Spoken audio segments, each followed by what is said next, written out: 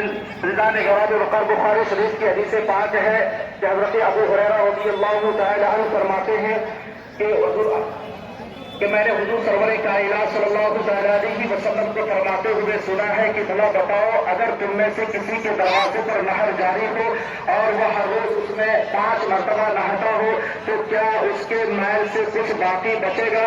قالوا لا يبقى من درده شيء، فرمایا کہ اس کے میل میں سے کچھ باقی نہیں بچے گا۔ فرمایا یہی مثال پانچوں نماز کی ہے، اور اس کی برکت سے، نماز کی وجہ سے اللہ تعالیٰ اس کے گناہوں کو مٹا دیتا ہے۔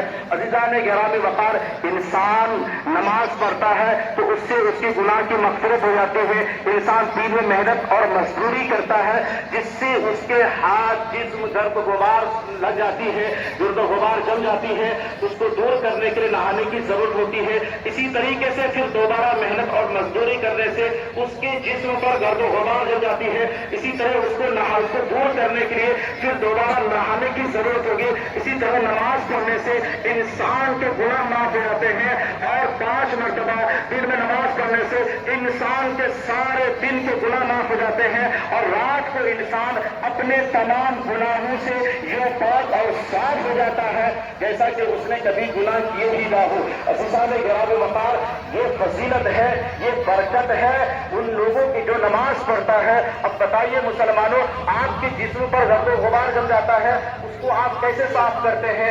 آپ پانی کے ذریعے سے صاف کرتے ہیں، آپ اسے دھوتے ہیں، تو آپ کا گرد و غبار، جو آپ کا جسم میں کچرا لگا ہوا ہے، وہ صاف ہو جاتا ہے۔ اسی طریقے سے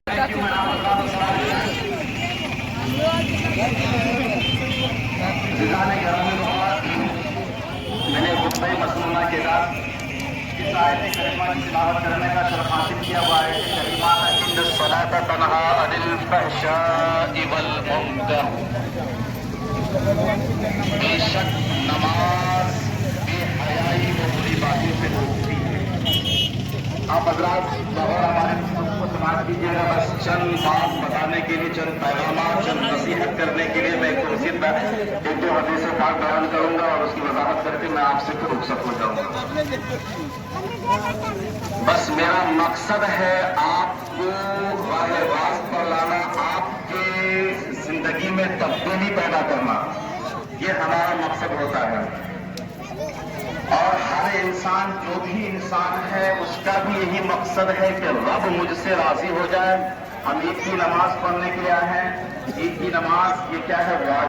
پھر دوسری تکبیر ہوگی اللہ اکبر، پھر تیسری تکبیر ہوگی اللہ اکبر، یہ 3 تکبیریں ہوگی۔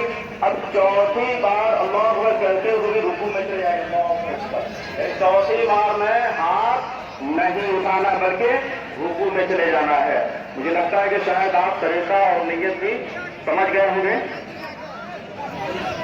جو حضرات کھڑے ہیں وہ بیٹھ جائیں، اس لیے کہ آپ 2 منٹ باقی ہے، وقت مقررہ پر جماعت کھڑی ہو جائے گی۔ آپ حضرات بیٹھ جائیں تاکہ اس وقت جماعت سے کھڑی ہو جائے۔ اللہ اللہ نہ کریں، آپ بیٹھنے کا انتظام ہے، آپ جہاں جس کو جگہ مل رہی ہے آپ بیٹھ جائیں۔